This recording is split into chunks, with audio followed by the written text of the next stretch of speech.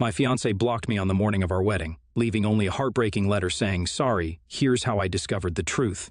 I, 27 female, first met my fiancé, 28 male, at a music festival. He was with his group of friends and I was with mine.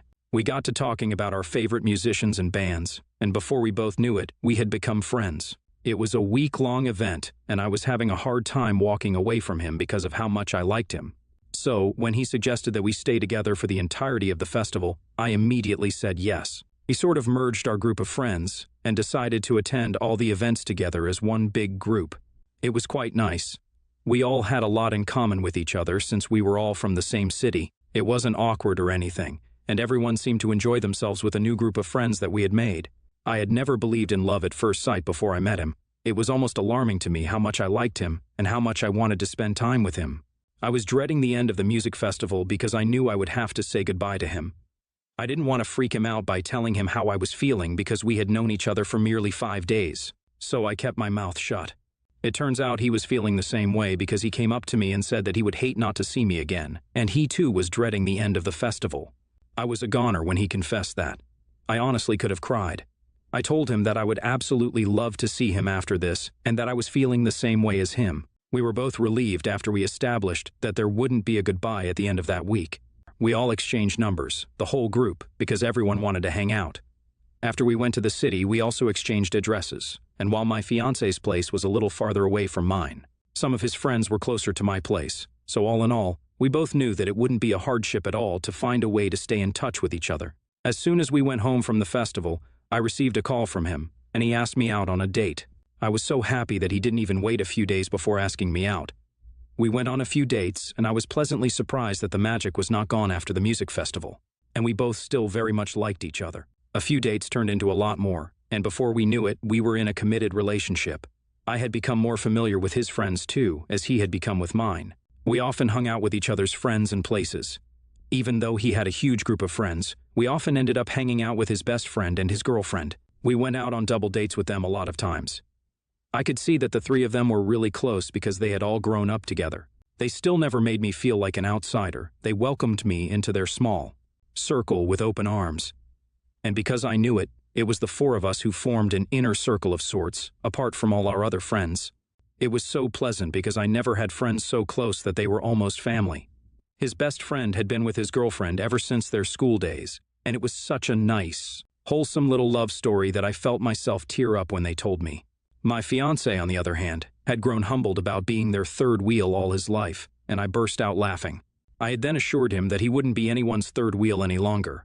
His eyes had shone with sincerity when he told me that he loved me, and I had repeated the same to him. I knew from the very beginning that he was the man I would spend my life with, so even though I thought we were going a little fast, I never really panicked about the big life decisions. We had moved in together after dating for 11 months. It was a first for me. I had never shared a home with any of my previous partners, but I jumped when he asked me and said yes immediately. I had this nagging voice in the back of my mind telling me that it was all going really fast and that I should put a stop to it.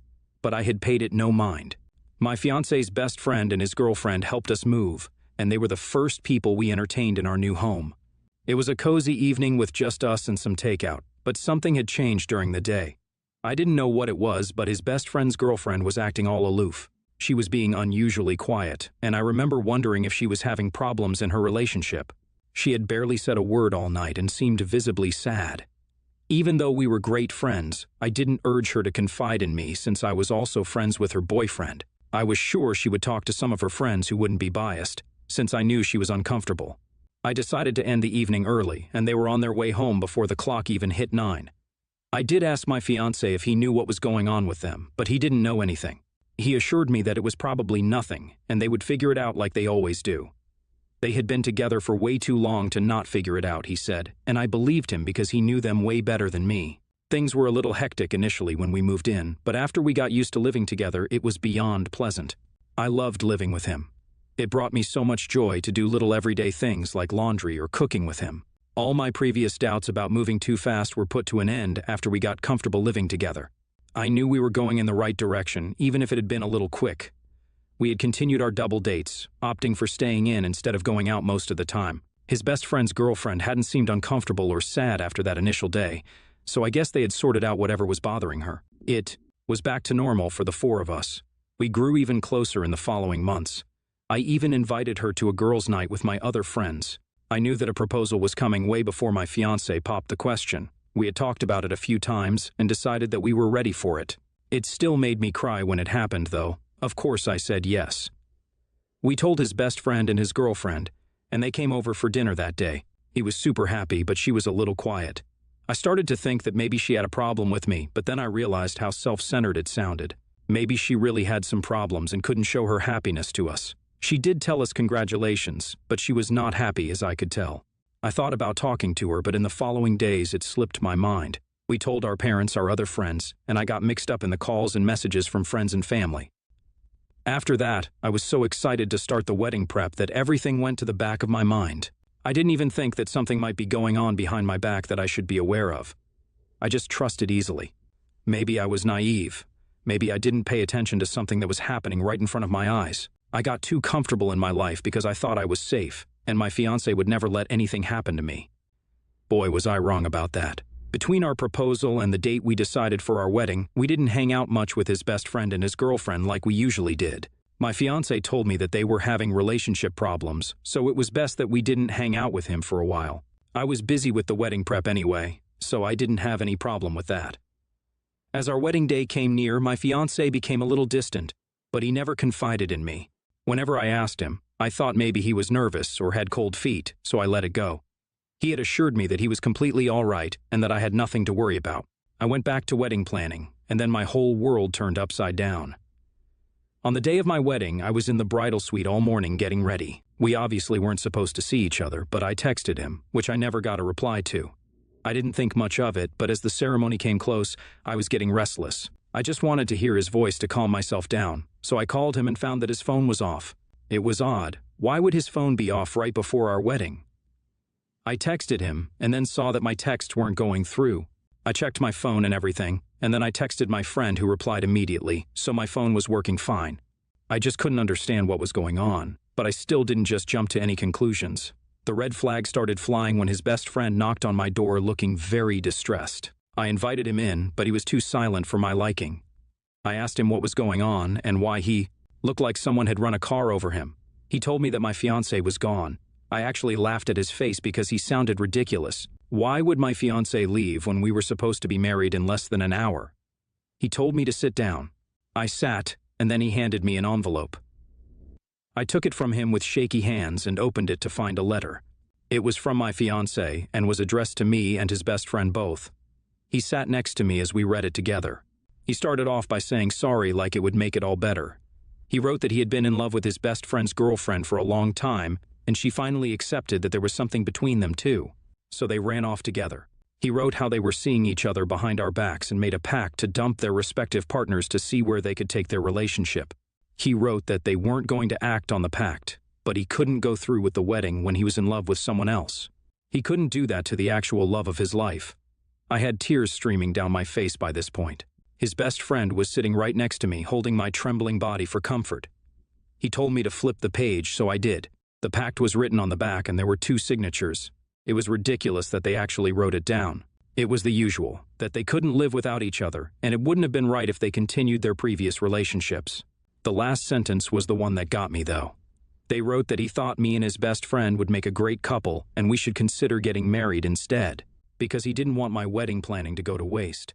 He also wrote that he didn't want us to suffer, so we could help each other through our breakup.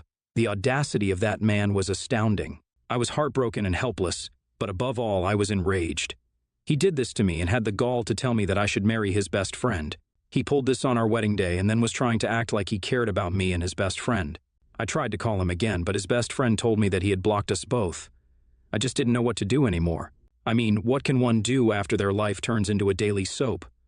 I just kept thinking back to all the times I suspected something and then let it go. Was it my foolishness that got the best of me? Should I have done something differently so my life wouldn't be a complete shambles? Update 1. I hibernated for almost 3 months after my wedding fiasco. I didn't want to face anyone. I felt so stupid. My friends mostly left me alone to lick my wounds.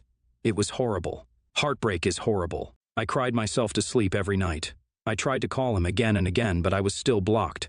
I just wanted some answers. I was going crazy thinking that maybe I should have done something differently, and we wouldn't be here right now. I kept blaming myself because I didn't get any closure. He left without facing me like a coward.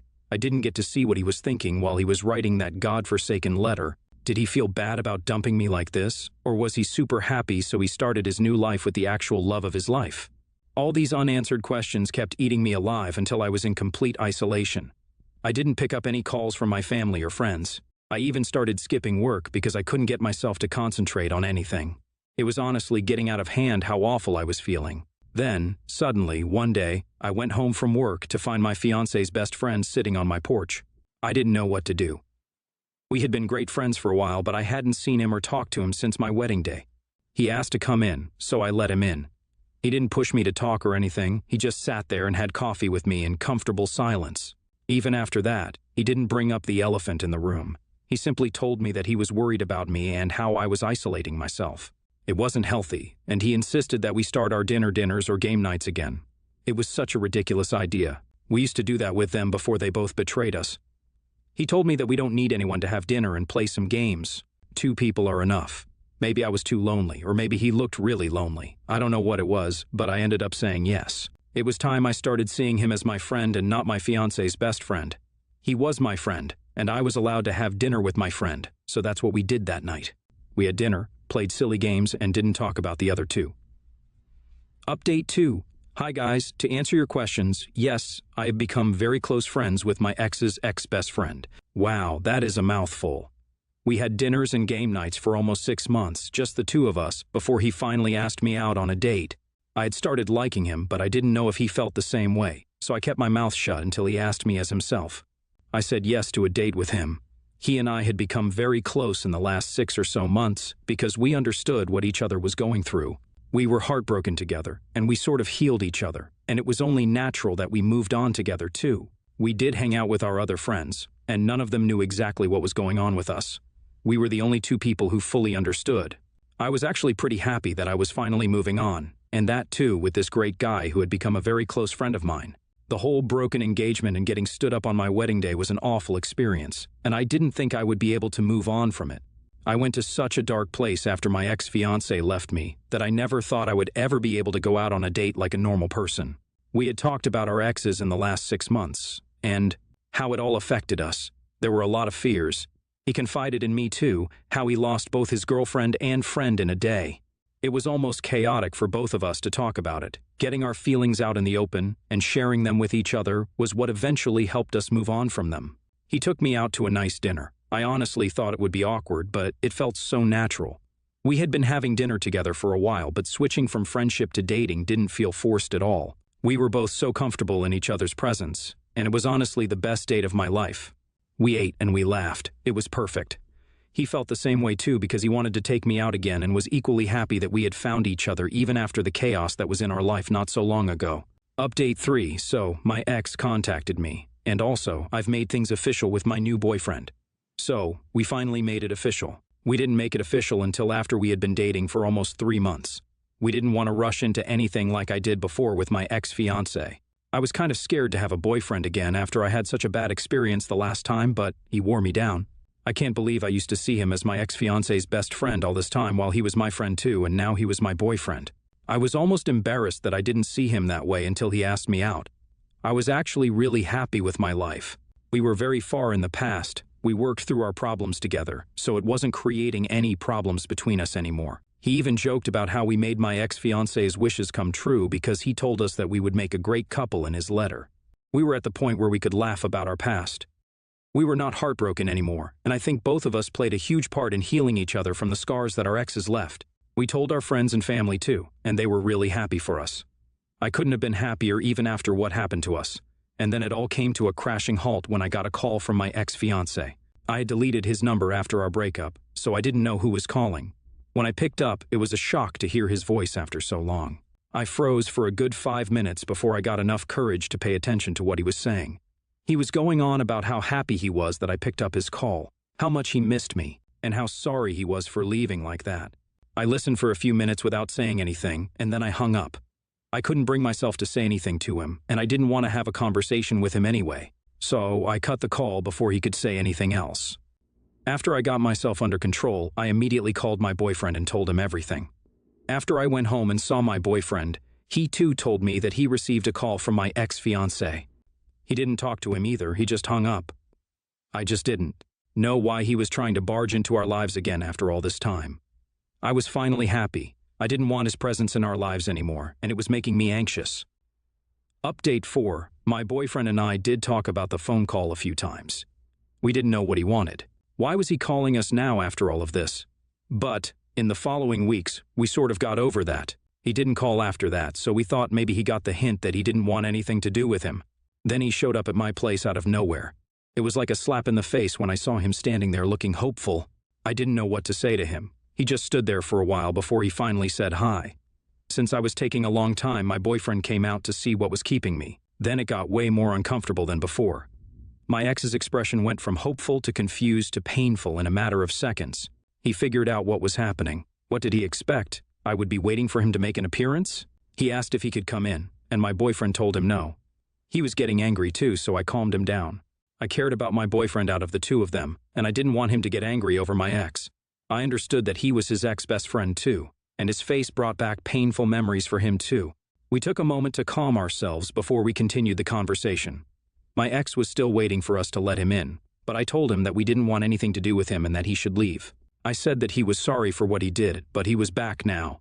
He was doing us a favor by being back. He left us both heartbroken, and now he wanted us to just forgive him for showing up. When he got that we wouldn't let him in, he started talking, standing at our door. He said that she left him. We got who she was. He told us that they couldn't make their relationship work, and he regrets leaving us both. He told us that he needed his friends back, and I reminded him that I wasn't his friend. He said that it was a mistake and he shouldn't have done that to us. My boyfriend could see how anxious and uncomfortable I was getting, so he stepped up.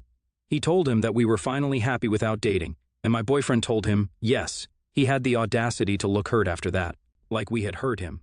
We told him that we wanted him to leave and not call or text anymore. We weren't his friends, and we wouldn't ever be his friends in the future, so the best thing he could do for us now is to leave us alone.